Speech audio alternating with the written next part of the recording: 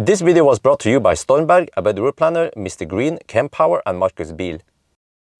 Yo, what's up? We are now at Bank Jack Station, and behind me here you see the BMW i7. Oh, I've been waiting for this one. So yes, we're going to do a range test, but I just have to show you guys the interior of the i7. So first, the first thing I noticed is that the freaking hood is humongous. That is one of the longest hood I've ever seen. And the car is quite long also. 5.3 meters. It's actually 10 centimeters longer than EQS. And this is based on a 7 series. So it's, yeah, I can show you here. The trunk. It's not a hatch opening, unfortunately. So it has somewhat limited trunk space. We have here, okay, I'm going to walk through more of this in detail in the interior view, but just to give you guys a little taste of what to expect. Okay, first of all, we have soft close, of course. We have rear wheel steering also. And then voila, in the back, okay, it's kind of shady, but let me show you here. And then, okay, swipe up. How about this? Whoa! Whoa! Whoa! Whoa! Whoa! Whoa! Whoa! Whoa! Let's do that again. Let's do that again.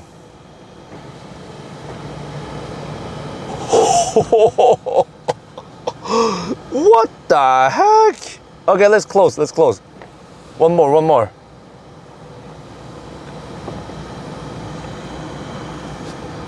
Oh, okay, and we're not done there. We're not done yet. Okay, how about display? Okay, look here. What is this? What is this?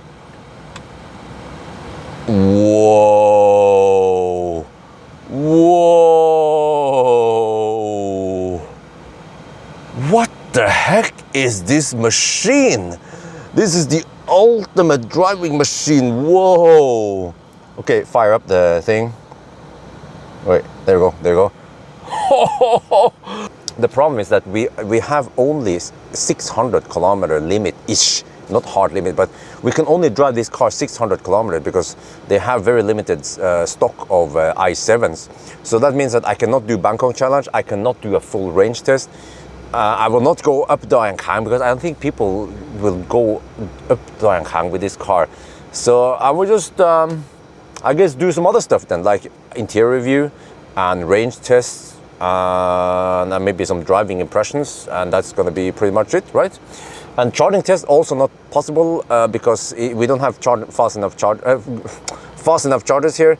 And I think this one is, yeah, I'm not sure how big the battery is. Actually, I haven't done my homework, but we have to do that stuff in Norway. But the car is also available in Norway nowadays. So once I'm back in Norway, I should request the BMW to get one of these in Norway, and we should do the whole. Then we do all the stuff, the 1,000 kilometer challenge. But today we will just focus on the range test in Thailand.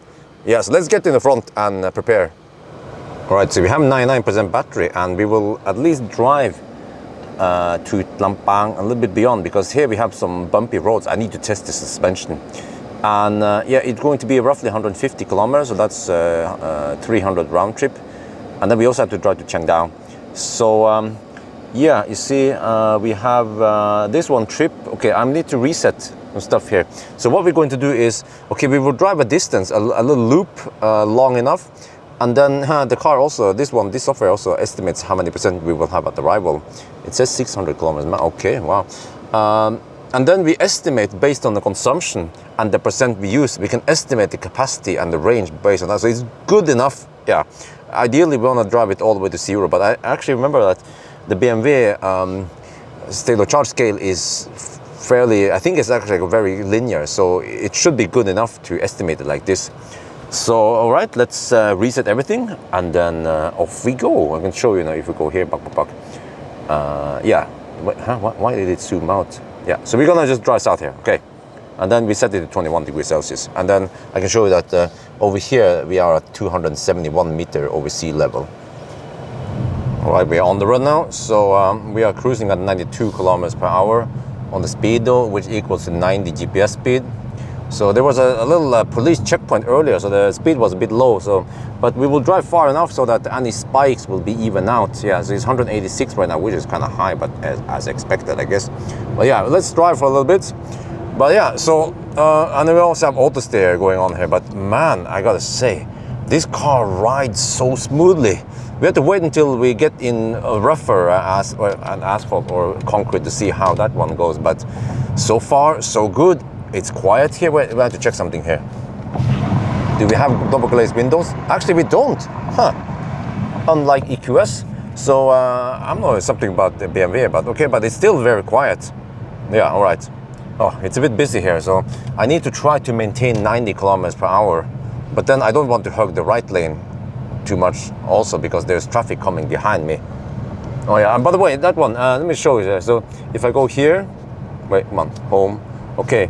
And then if I go to windows, doors and windows, you see if I close all blinds, I will close the rear and also the side. And that should actually be better for efficiency. But then I don't see behind me. But there is another way to do it. If you open all blinds and you go in here, and then you only close the rear left and right, then at least we close these sides, but then we leave the, well, okay, then we open the rear. So then we open and leave this one open, and that should be good for safety, right? Huh? We have to find all the ways to get the best efficiency out of this car, and we're also driving in efficient mode. So let's see then how efficient we can make this car go. Right? A little bit of Baustelle. Okay, we have to drive slow. Okay, but look here. We have sun shining right on our side here, and I don't feel that it's that hot. So I wonder if this glass has some kind of heat rejection. It doesn't look that dark. I can show you if we open. Yeah, you see, it's nowhere near as dark as what you've seen in the cars with aftermarket tint. So I suspect that the glass here has heat rejective stuff, you know, infrared, whatever they call. We are now arrived at the smooth asphalt, and let's check something here. Okay, we have a curve. Will the car brake in the curve? No. But okay, this one is quite gentle. I've seen on sharper curves, the turning is not as smooth as Tesla or Mercedes, from what I remember.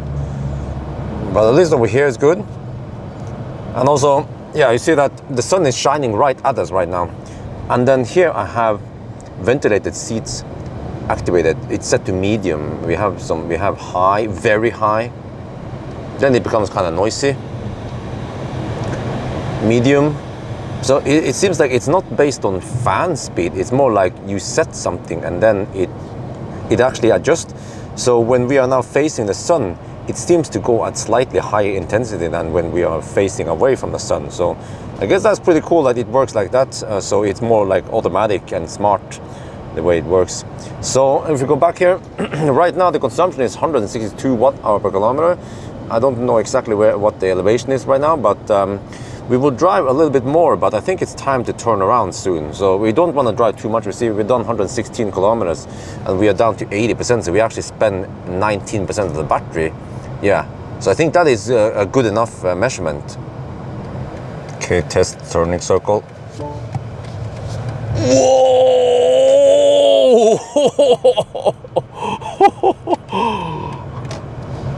Well, now we're going to test the sound system. This car is equipped with Bowers & Wilkins.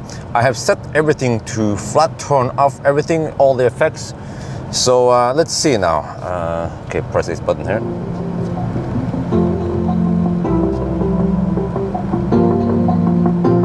Okay, sounds clear. Listen to the bass. Ooh! Nice and deep. Well, actually, a little louder.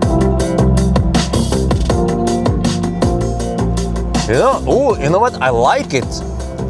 It's nice and deep, but on the other hand, it has some punch, but I feel like it lacks that really hard punch like the EQS has. But also, it's not as overwhelming as the Bowers & Wilkins system in the iX. So, well, it sounds good so far. Next song. Oh, I like the deep sound, deep bass. Let me listen to linearity. Yeah. Nice and linear. Okay. It sounds great. It sounds really good. What about this one? Won't you let me dream? Okay, his voice sounds natural. That you might again for just one day. Also very pleasant to listen to. To let my blue heart pretend. Oh man. I'm just This is a very good sound system, indeed. Okay, this guy, he has a brighter voice. So listen to how his sound is. Oh, oh. Mwah. Yeah, exactly what I'm looking for. You see, some other sound systems, his bright voice will sound a bit unpleasant, too sharp. Here it sounds. Let me listen.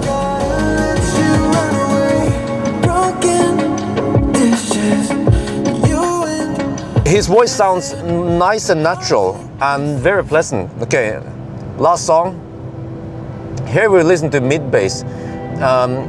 Typically, some cars will have some rattling in the doors. There's some frequency here, probably around 100 hertz, that typically triggers door rattling. Nope, no door rattling here, as expected from a high-end system in a high-end car. So, but if I would rate this system, I think it lacks that extra punch, but we might be nitpicking here. Some people don't want too much of that. So, but I think I will give it, is it a 10 or is it an 11? Okay, from 1 to 10. I think this is a 10. Yes, it's a 10. I'd say it's right on par with EQS. Yeah, EQS might have a little bit deeper and stronger bass, but it just depends on taste. This one also sounds really, really good. Top notch. Let's check the weight of the car.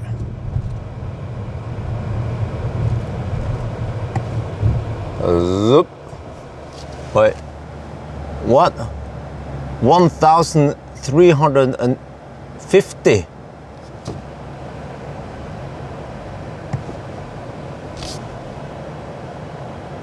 $2,000. Whoa! EQS, go home! What the heck? Oh shit! You see, I have a BMW profile, and I just logged into my profile, even across the world in Thailand, and then it applies all the settings that I have: language, HVAC settings, seat settings, and also menus here. You see, it will try to apply all this. Yeah, like here, I always have the precondition button up here. It loads everything in here. Huh? That is awesome. Okay, now we are on the bumpy section around Lampang. And yes, just like all the other cars I test, I also try to review how the suspension is, how smooth it is over here. And as expected for a BMW i7, it is really smooth. It just kind of floats over the roughness, and I think you don't see much. Okay, we have these rumble zones before a U-turn, but let me just get over to the left lane, which tends to be bumpy. Let's see how smooth it is. Oh, I can get used to this, but you know what? In a couple of weeks, I will borrow Mercedes EQS and we will put it up against each other. It's the competitor. They also cost about the same, which is this car, by the way, cost around 7 to 9 million baht, which is over 200,000 euros. Yes, welcome to Thailand and the heavy import taxes. But yeah, so man, it is so nice and smooth. I don't know what else to say. It has this, okay, it bounces a little bit. It's not that tight, so it kind of bounces, but it tends to bounce just once or twice and then it settles. This is what I also experienced with other German cars, where German suspension are typically like this. It doesn't triple bounce like, for example, the BYD Auto 3 did, or actually Jaguar I-Pace tends to bounce a little bit too much. I don't know what's up with that, but here, very, very smooth. We're almost back in Chiang Mai now, and that means almost done with the test, but the video is not done. Don't worry. So far we have 162 watt-hour per kilometer, all right? 63% left, but I have decided to go to Central Festival or Central Chiang Mai. We will end the test there, because I have some other tests I want to do over there. Okay, this is it. We end the test here. 160 watt-hour per kilometer, all right? 240, well, you can see here more details. All right, wait, there. And then we end up with 60%. Okay, you see, we have these short speed bumps. How can this suspension handle it? Whoa, very good. I almost didn't feel a speed bump. Let me see, there are more over here. Yeah, look at this. Okay, let me see, get some space here. And then I'll just go kind of fast over it. Wow! Okay, next one is to get supercar parking. Let me see how they do this. I have to get over there. You have to loop around. I'm gonna show you. This is like Thailand only. We have to see if I can get supercar parking here. So they got. ผมขอจอดที่ Supercar Parking นะครับ BMW i7 นะครับ ครับ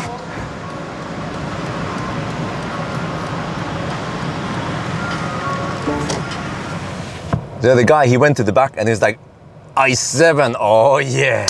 There you go. Yeah, all right, now there's, I had to do this. We have to do this. So, let me see. Oh, there's a Taycan over there. Taycan go home. This is the real deal. 4-wheel steering. So see, even though we are in the garage here, it's 30 degrees Celsius outside. So it's very important in Thailand to... Okay, you can't do it now. You have to stop. And now we can do preconditioning. And now it will keep it nice and cold in here until we're back. So in Thailand, you have a concept called supercar parking. They have it at shopping malls, and this is the deal. You get the best spot right at the entrance, but you have to have the right car. Yeah, you see there are some spots here dedicated for supercars. Also a couple of spots here. The best spots, even better than the handicap spots, are here. You can say it's messed up. Yes, okay, I agree, but yeah, wow, this car is so big, 5.3 meters long, so it actually pokes out a little bit here. And you see we have Porsche, this is Cayenne, we have another Porsche over there, and then a Taycan here, and some Fossil. And yeah, okay, I could actually back up a little bit. I see now I could have done it, but I'm not too familiar with this car, so I think the distance here is good enough, even though maybe I should have gone further back. But I forgot to mention that, by the way, that this is the BMW i7 xDrive60, so it's quite beefy. Yeah, so this is, but okay, and you might be wondering, well, but can Teslas park at supercar parking? Well, it kind of depends on the price-ish. And then in order to get in here, you can't just walk in here. You have to get over there, and you see that was the guy over there. That guy, he will then check out the cars and figure out whether it's you can do it or not. But I tried to enter here with a Model 3, and he was like, no. So Model 3s and Model Ys are not allowed to enter here. You have to have a Model S or X. But Maya actually came here once with the Model 3, and MacGyver, and she was allowed to enter the supercar parking. So I guess it depends on the guy, and maybe also depends on who's driving the car. But okay, so that was actually what I actually don't want to go. I don't need to go in here. I just want to see if I can. I just need to do this. Park at the supercar parking with with the i7. So if you get the i7, you can park here. I'm not sure if you can park here if you have i4 or iX or not. Not sure about that one. But at least this one, yes, of course, absolutely. Well, actually, I went to the restroom and then I asked wifey, do you want something from here? Yeah, she wanted something. So I just went on a little food spree. So here they call it Katlong. It's the lowest level in Chiang Mai, in the Central Festival, and they usually have lots of food. But today there is some kind of event, some kind of football event. But normally this area here has lots and lots of food stalls. But okay, so I went for some.